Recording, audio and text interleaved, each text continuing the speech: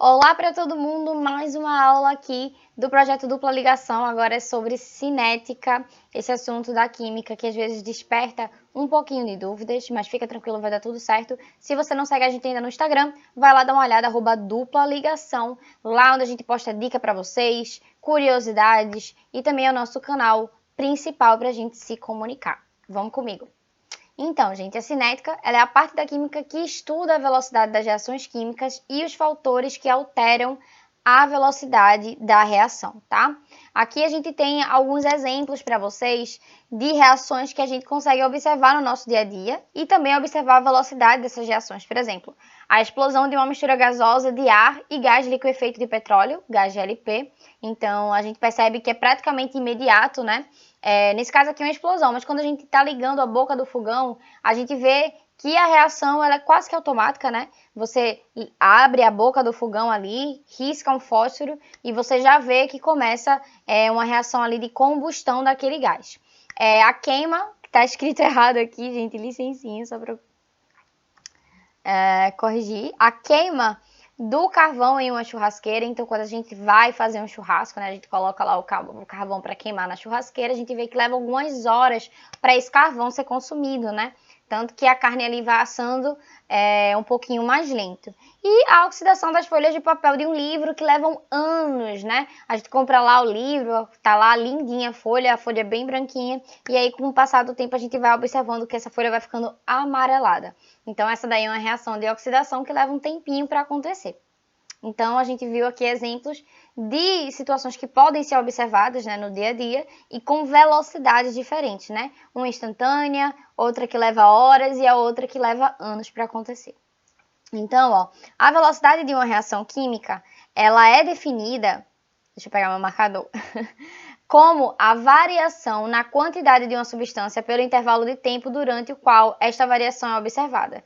Então, você tem ali uma substância, uma ou duas, né? E essa substância ela vai sendo consumida ao passar de um certo tempo, e é esse consumo, né, essa quantidade que vai variando, nesse tempo também que vai variando, né, que vai passando, que vai determinar para a gente a nossa velocidade de reação.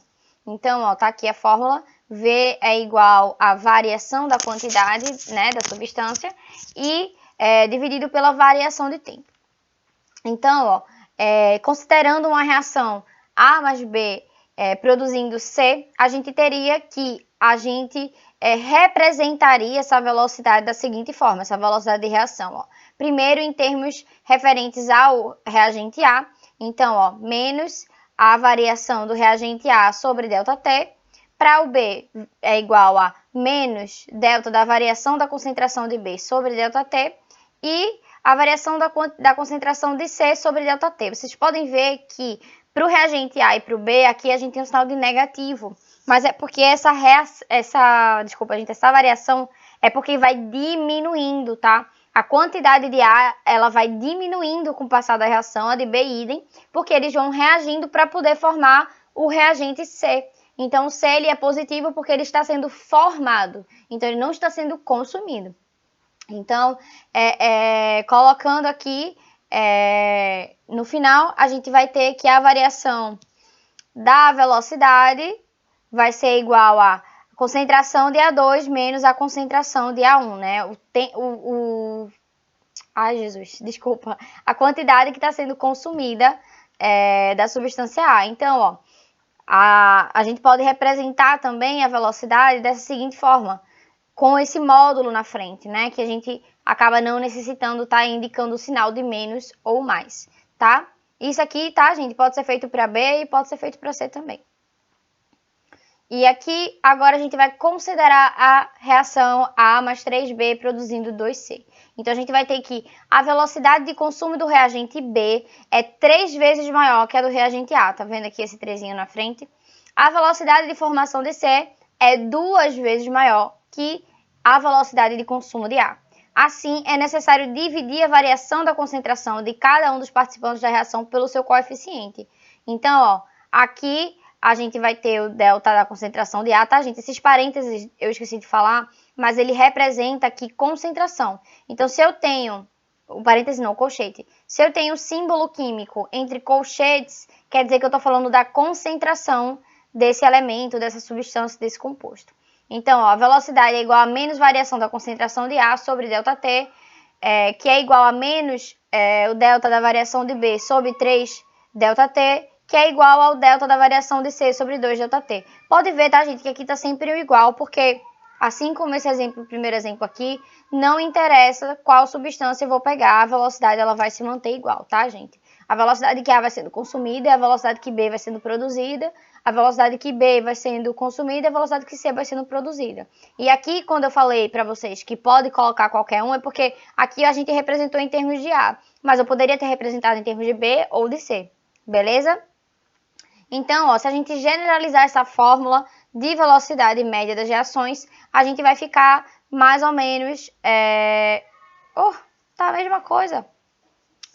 Gente, eu ia colocar que vai ser... Desculpa, tá? Vai ser menos o delta aqui, ó. É porque a fórmula não entrou, tá?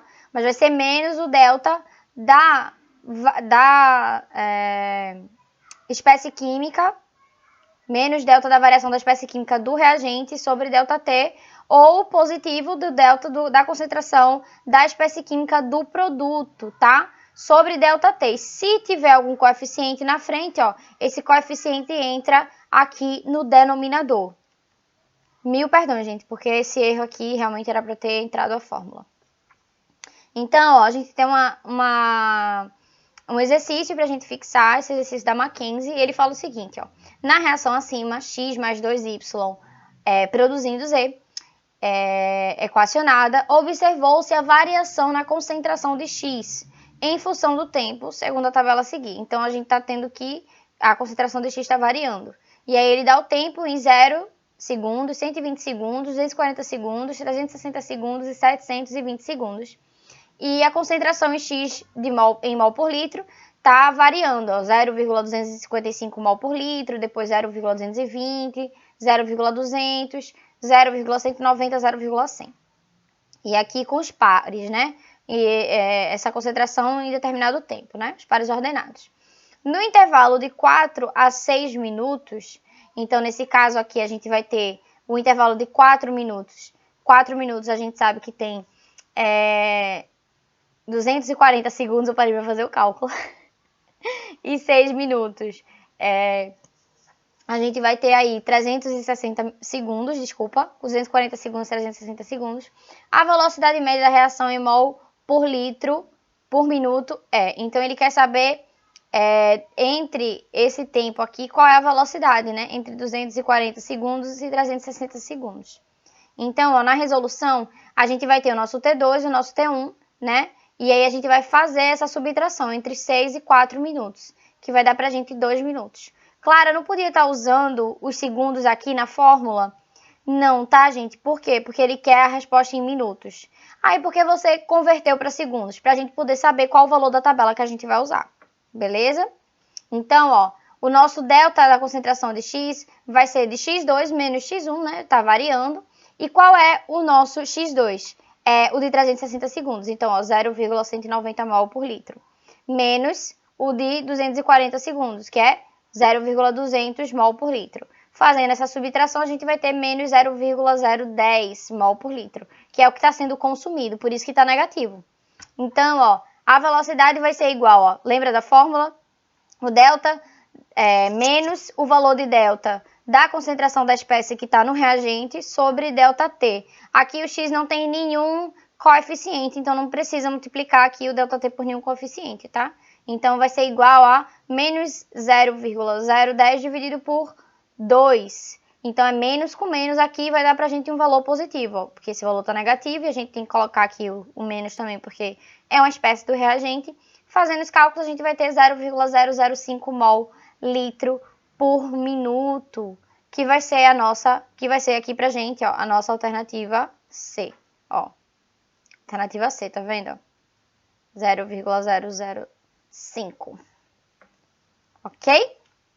Então, ó, análogo à velocidade instantânea, agora a gente vai estudar, ela é um pouco diferente da velocidade média, né? Isso aqui, pra gente poder entender, eu vou dar pra vocês um exemplo de um carro, né? Porque é bem análogo à velocidade de um carro quando é lida no velocímetro. Imagina que você quer a velocidade média de um carro que viajou 400 quilômetros e levou 3 horas. Né? A gente sabe lá que pela fórmula é ΔS sobre ΔT. Então, você consegue ter aí a quilometragem em quilômetros por hora, né, dessa velocidade média que o carro levou nesse trajeto.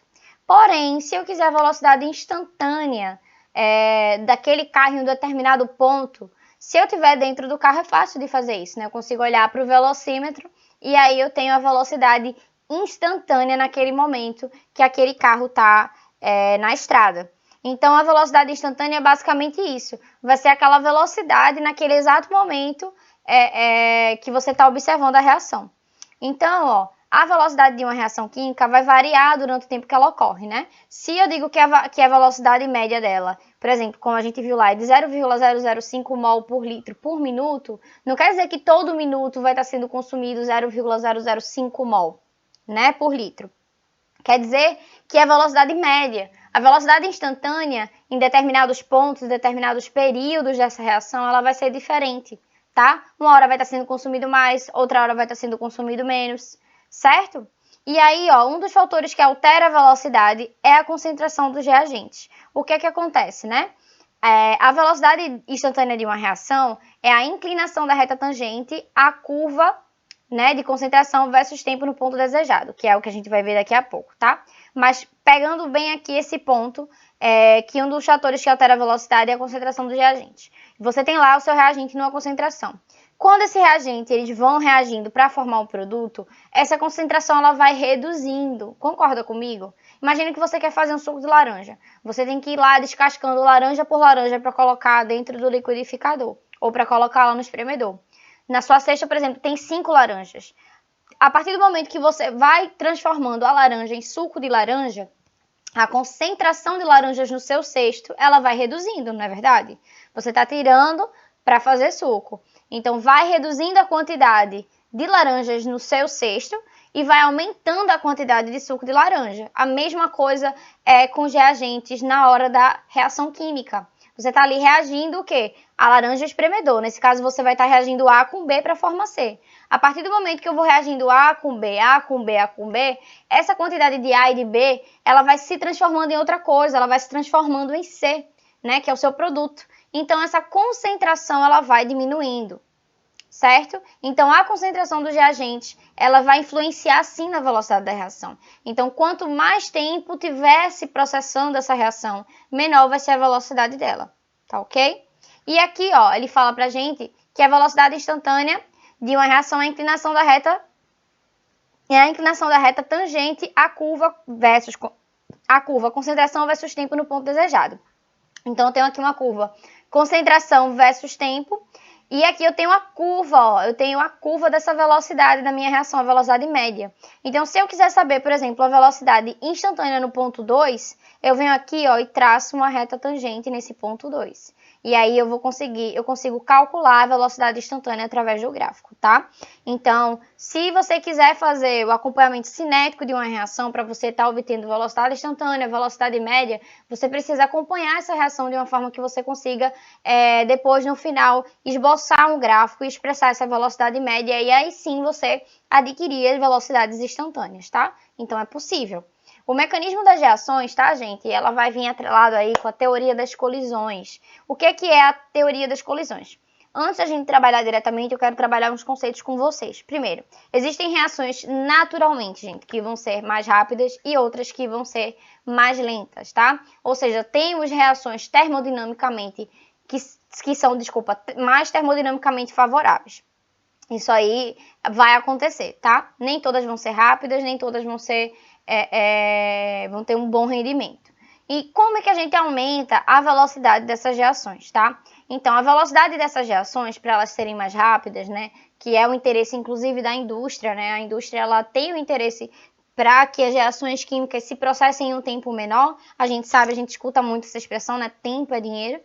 Então, a velocidade de uma reação química, ela vai estar relacionada a 3 fatores. Preste atenção. Choque entre as moléculas, energia de choque e orientação de choque, tá? Choque entre as moléculas, pensa comigo. Se você tá afim de um garoto ou você tá afim de uma garota e vocês estão querendo ali, estão naquela coisa, vai, não vai, vai, não vai. Concorda que para vocês poderem interagirem, para vocês verem se a coisa tem química, se a coisa dá certo, olha, a química está presente em tudo. Para ver se a coisa dá certo, vocês precisam se encontrar, vocês precisam ter contato, né? Vocês precisam se chocar, digamos assim, né? Na linguagem química aqui. Vocês precisam se unir, se abraçar, dar um beijo, né? Ver ali como é que é a coisa.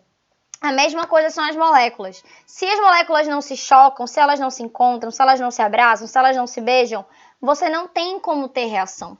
Não vai haver reação, né? E aí acontece aquela famosa história de foi cada um pro seu lado, não aconteceu nada, né? A pessoa ficou com vergonha, o outro era tímido, ninguém quer, enfim.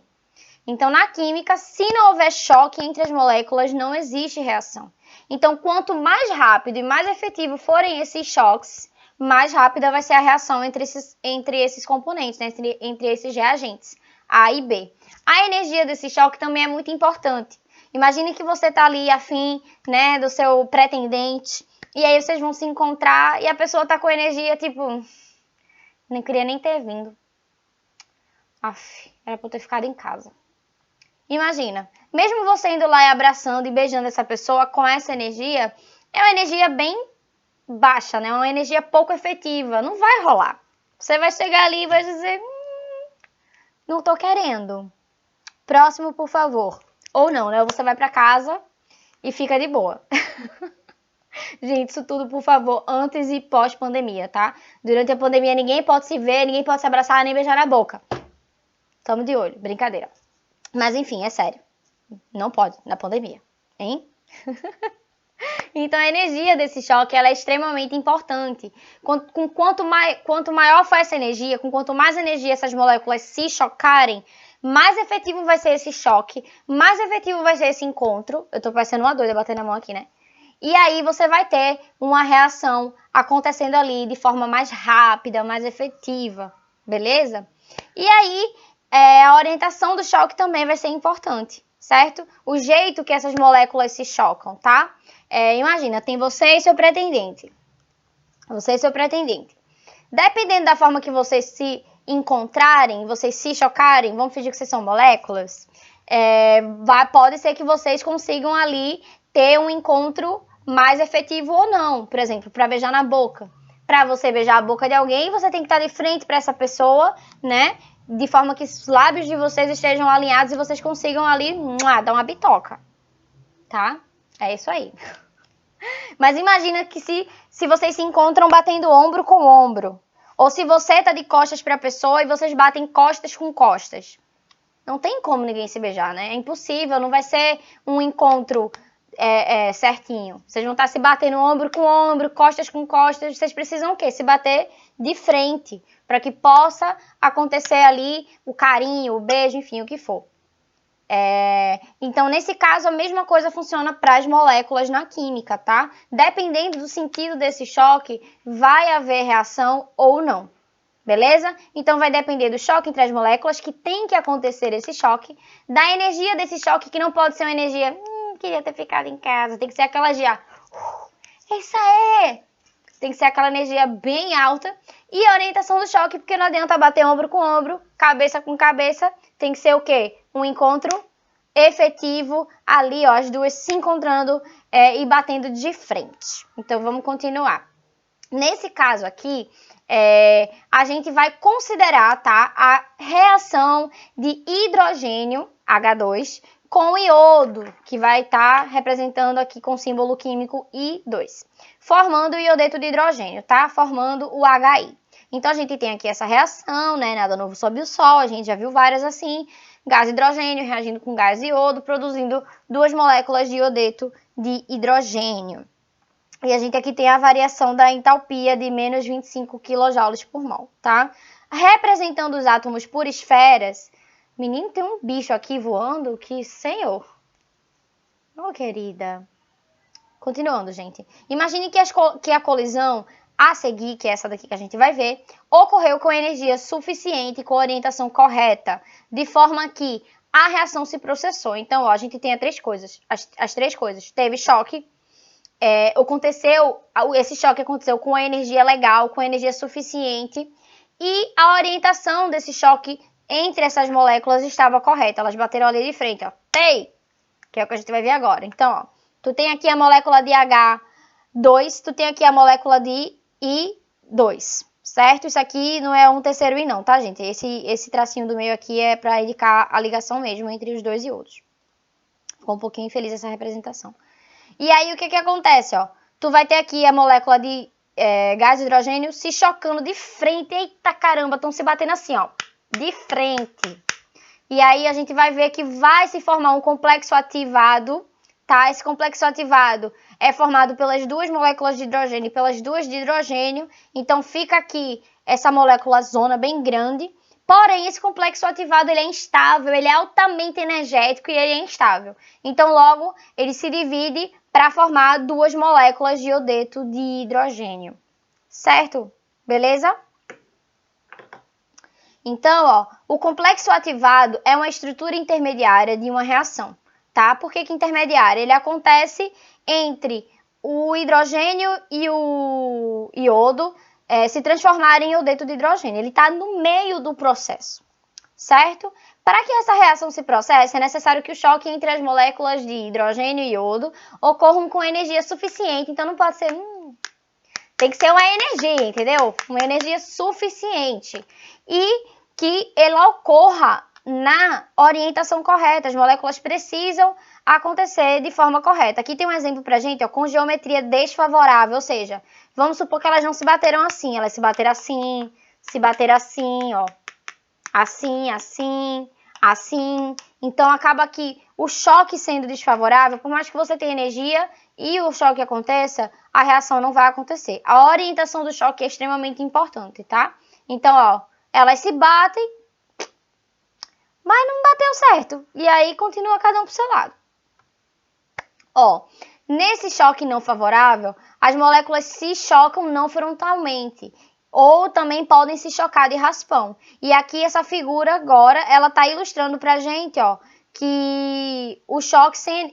nesse caso aqui é um choque sem energia suficiente, tá? Então naquele caso teve energia suficiente, mas a orientação não estava ok. E aqui elas se chocam, porém sem energia suficiente. Então, ó, também, meu filho, tchau e bênção, tá? Próximo, next. E é isso mais ou menos que acontece com as moléculas. Então, minha gente, para entender a teoria da velocidade, essa parte aqui das colisões e tudo mais, pensa em alguém que você é afim, que aí vai ficar tudo claro. Meu Deus do céu, eu tô namoradeira, viu? Então é isso aqui mesmo, tá, galera? Ó, dentro da teoria das colisões também, a gente tem que falar sobre o complexo ativado, que foi o que eu falei lá no início para vocês, tá?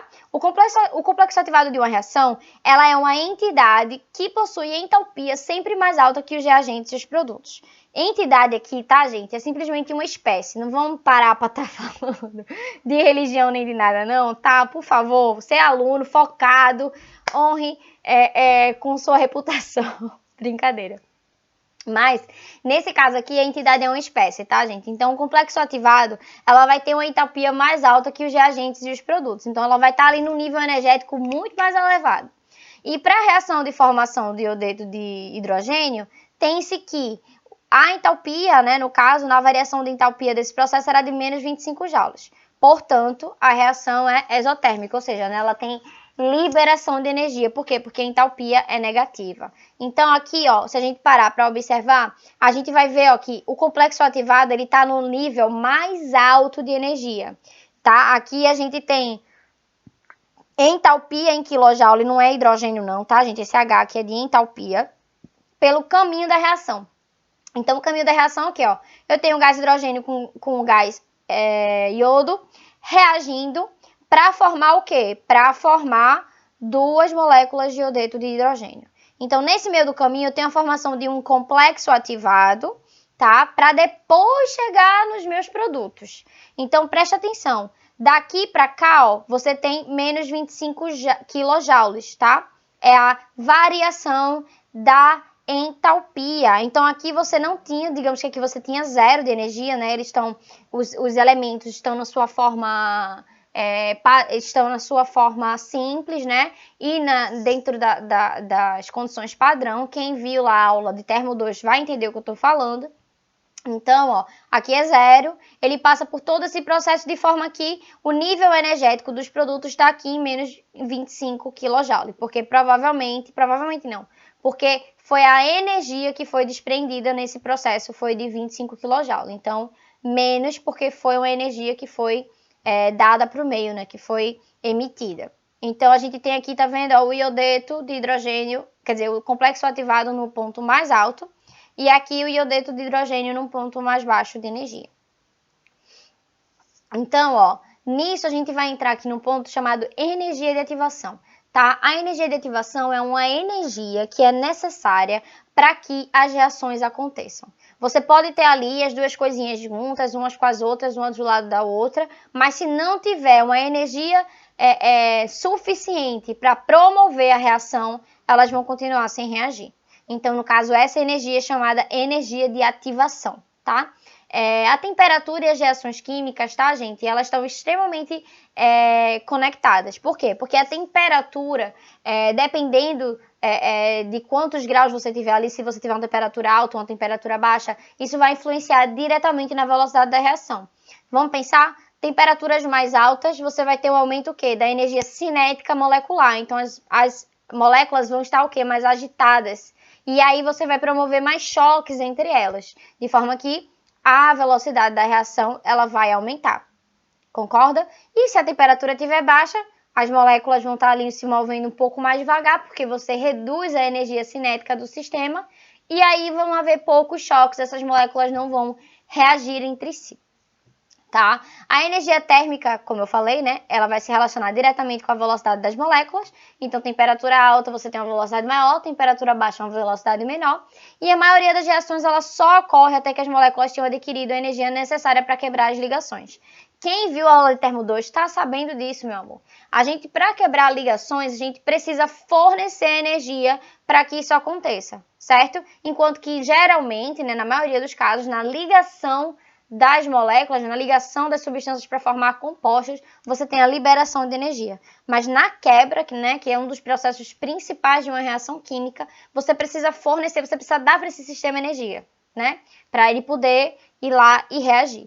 Então, essa energia crítica, ela é conhecida como energia de ativação de reação. Por que crítica, gente? Porque você vai dando energia, vai dando energia, vai dando energia. Vai chegar no ponto que essa energia ela vai estar ali no pico, né, no máximo que aquele sistema precisa, e ali, quando você chegar naquele pico, aí ela vai e a reação acontece. Não entendeu? Vou te mostrar um gráfico. Então, vamos aqui, ó.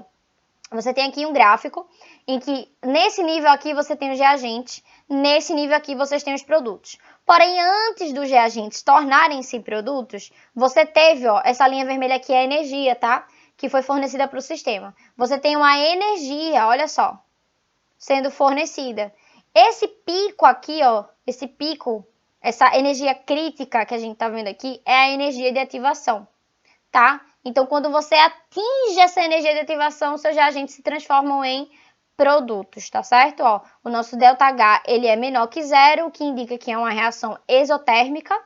E aqui a gente tem uma reação endotérmica acontecendo, ó, porque o nosso ΔH é maior que 0. Vale a mesmíssima explicação desse primeiro gráfico, você tem reagentes e produtos, você tem que fornecer energia até um certo ponto crítico, até que esses seus reagentes sejam convertidos em produtos. Seus reagentes estão num nível menos energético, seus produtos estão num nível mais energético, né, o que faz com que seu ΔH seja maior que 0, denotando aqui pra gente uma reação endotérmica, ou seja, uma reação que em vez de emitir energia, ela absorve parte da energia do processo.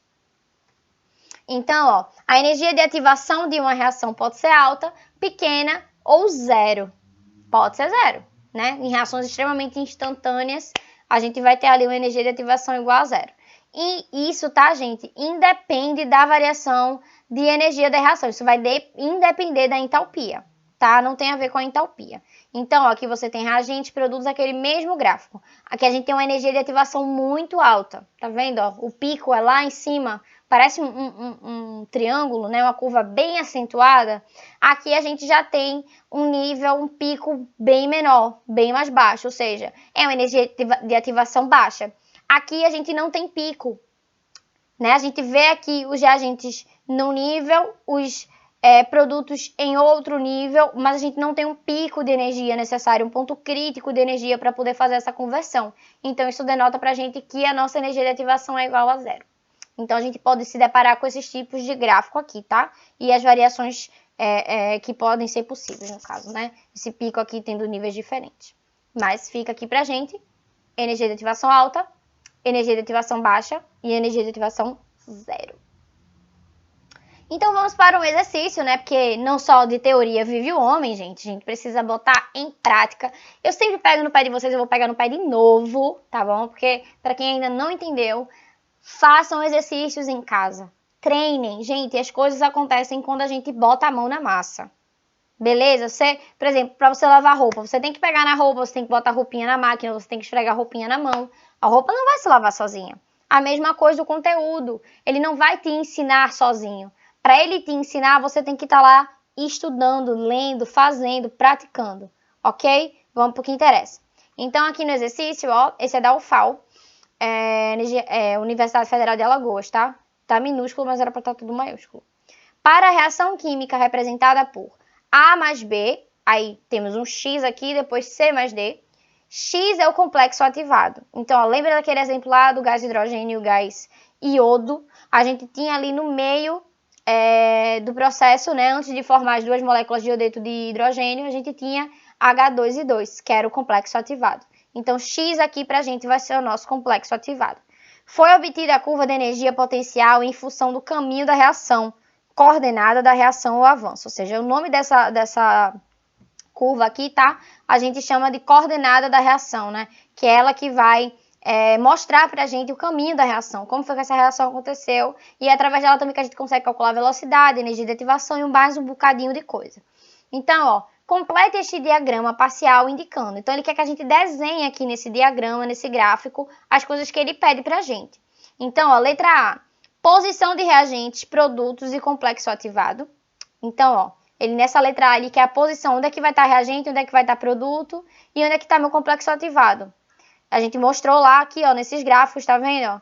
Onde ficam os reagentes, onde ficam os produtos. Ó, esse aqui, mais claro que isso aqui é impossível, ó, ele bota todo o caminho da reação, onde fica reagente, onde fica produto, onde está a energia de ativação. Estou dando aqui já uma fila para você babado, meu amigo, né? Ele manda tudo aqui. E agora é a nossa vez de desenhar. Aqui na letra B, ele quer a energia de ativação, ele quer que você indique onde está a energia de ativação. E na letra C, ele quer a energia liberada ou absorvida na reação, o ΔE, né? Ele quer que a gente coloque aqui onde é que está o nosso ΔE. Então, a resolução na letra A, ó, ele quer que a gente faça o desenho dos reagentes, produtos e do complexo ativado. Então, aqui está os reagentes, aqui está os produtos e aqui está o nosso complexo ativado. De boa, né? A gente viu lá naquele exemplo de gráfico que eu mostrei para vocês lá do hidrogênio e do iodo, a coisa aqui está simples. Na letra B, vamos esquentar. Ele pede para a gente colocar a energia de ativação. Onde que está a sua energia de ativação? Ó, a energia de ativação é a energia crítica, é o ponto crítico, é o ponto mais alto de energia da sua curva. Então, ó, é justamente onde está o X. Agora, você traceja aqui embaixo, ó, para você indicar que é o ponto crítico dessa energia, né, que está vindo, sendo denotada por essa curva aqui. E no diagrama C, a energia liberada ou absorvida na reação, que é justamente essa diferença aqui, ó, gente, de patamar entre o reagente e o produto. Então, essa diferença aqui é o ΔE, onde ele faz aqui, tá vendo, ó? É a diferença de nível entre produto e reagente. Nesse caso aqui, ele podia complicar. Ele podia perguntar para você se essa reação, né, se ela é exotérmica ou endotérmica. E eu digo para vocês que essa aqui é uma reação endotérmica, porque ó, o nível dos produtos, eles estão no nível mais energético que dos reagentes. Então quer dizer que eles não emitiram energia, quer dizer que o sistema não perdeu energia, quer dizer que o sistema absorveu energia, porque ele antes estava no nível de energia, agora ele está no nível de energia mais alto. Imagina, você sai da sua conta bancária de 0 e vai para 20 reais. Quer dizer o quê? Quer dizer que você não deu dinheiro, você ganhou 20 reais. Certo? Mas imagina se fosse o contrário, então, né? Se a gente tivesse esse nível C e D mais abaixo do A e B, né? Se tivesse assim, você tinha, sei lá, um saldo de 0 e você ficou com um saldo menos 20. Quer dizer que você não ganhou 20 reais, você deu 20 reais pro meio, beleza? Então, ó, fatores que alteram a velocidade das reações. A gente viu dos fatores que influenciam, né, na velocidade, agora a gente vai ver os que podem alterar esta velocidade. Tanto para mais quanto para menos, não é mesmo? Se a gente está falando de coisas que alteram, é porque pode ser bom e pode ser ruim. Então, ó, concentração dos reagentes é um dos fatores principais, minha gente, que vai alterar a velocidade das reações, tá? A gente tem que, quanto maior a concentração de reagentes na reação, você vai ter ali uma velocidade mais alta. Por quê? Porque com mais reagente eu tenho mais moléculas que vão estar se chocando de forma mais efetiva e vão estar ali, ó, o tempo todo, ó, tei. Quando você aumenta essa concentração, você vai ter esse aumento desses choques efetivos e a chance desses choques acontecerem no sentido certo e com a energia necessária. E aí você aumenta a velocidade. E quando você reduz a concentração, você reduz a velocidade pelo mesmo motivo. Então, ó, se a gente considerar essa reação aqui, A mais B produzindo produtos, a gente vai escrever a lei da velocidade dessa forma aqui, ó. Velocidade é igual a K, que é igual a constante, tá certo? Tá certo, gente? A gente tem essa constantezinha. Vezes a concentração do reagente A elevado ao coeficiente X vezes B elevado ao coeficiente Y, tá? Onde V é a velocidade da reação em dado instante, que a gente quer descobrir. O K é a constante de proporcionalidade, que vai depender da temperatura e energia de ativação. Esse caso, nas questões de vestibular, tá, gente? Ele é dado, ele é oferecido para você. Se ele não for ofertado e for pedido para você calcular esse K, você vai ter todas as outras informações necessárias, então não se preocupe. A é a entre colchetes, é a concentração de A naquele instante, B entre colchetes, concentração de B naquele instante, X e Y são expoentes que devem ser determinados experimentalmente. Então, isso aqui, gente, é experimental. Não vamos surtar a cuca com problemas, né, antes da hora. Então, essa fórmula tá toda destrinchadinha para vocês. E esses valores de K, X, Y, eles são oferecidos, tá? Então, ó, a soma dos fatores X e Y é dado o nome de ordem de reação. Então, aqui, ó, se eu somar esse X mais esse Y, eu tenho o que eu chamo de ordem de reação, tá? Tava aqui já, eu fui lá para outro slide, enfim. Esse X e esse Y. Então, ó, um exemplo. Aqui, com a fórmula da velocidade em que eu só tenho A. Só estou considerando a concentração de A. Então, eu tenho que aqui ela é de primeira ordem. Por quê? Porque aqui eu só tenho 1. Esse 1 não aparece, né, gente? É que nem 2 elevado à primeira. Ninguém coloca esse primeira. A gente escreve 2. E aqui, ó, no segundo exemplo, a gente tem duas espécies químicas envolvidas nessa expressão de velocidade. Então, eu somo 1 com 1. 1 do A e 1 do B. E aí, ó, você vai ter primeira ordem em relação a A, porque A está elevado a 1. Primeira ordem em relação a B, porque B está elevado à primeira. Porém, se você considerar a reação global, a equação global, você vai ter que ela é de segunda ordem, porque você vai estar somando 1 do A e 1 do B. E aqui, no terceiro exemplo, ó, de novo, o A está elevado a 1 e o B está elevado a 2 agora. Então, a coisa vai mudar, né? Primeira ordem em relação a A, segunda ordem em relação a B e reação global vai ser de terceira ordem, porque você vai estar somando o expoente 1 com o expoente 2, fazendo 3. Show? E aqui, ó, só para a gente fechar bem essa concentração de reagentes, a gente vai trabalhar com um exemplo. Então, ó, para encontrar os expoentes das concentrações para a equação da velocidade de uma reação, é comum analisar a velocidade instantânea da reação em diferentes concentrações. Então, para a gente encontrar esses expoentes, né, esse X e esse Y que a gente viu aqui na fórmula, é normal a gente fazer várias experimentações para poder ir calculando esse X e Y, tá? Então, ó, aqui a gente tem um exemplo de reação, ó. Eu tenho essa molécula aqui se decompondo nessa outra aqui, tá? Mais o gás de nitrogênio. E aí, ó, essa reação foi repetida 3 vezes, alterando-se apenas a concentração dos reagentes e mantendo todas as demais condições reacionais idênticas. Então, ele conseguiu chegar nesses valores aqui, ó. Eu vou ter concentração inicial do azometano em mol por litro. Azometano é isso aqui, tá, gente? É essa substância. Então, ó, a primeira concentração dele era essa, aí depois ele dobra 2 vezes a concentração, né? Em vez de 2 elevado a 10 a menos 2, vai ser 4 vezes 10 a menos 2, e depois 8 vezes 10 a menos 2. Então, ele vem dobrando as concentrações dos reagentes. Depois, ele vai notando que as velocidades também vão dobrando junto com a concentração dos reagentes, tá? E aí, o que acontece?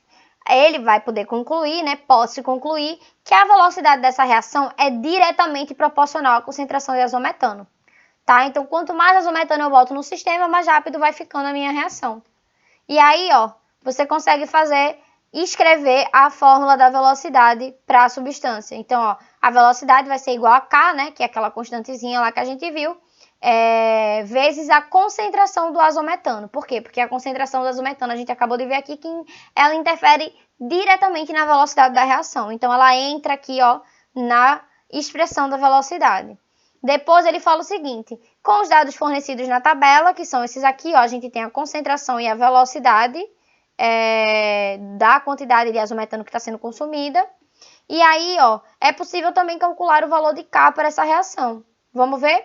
Ó, velocidade é igual a K vezes a concentração de azometano.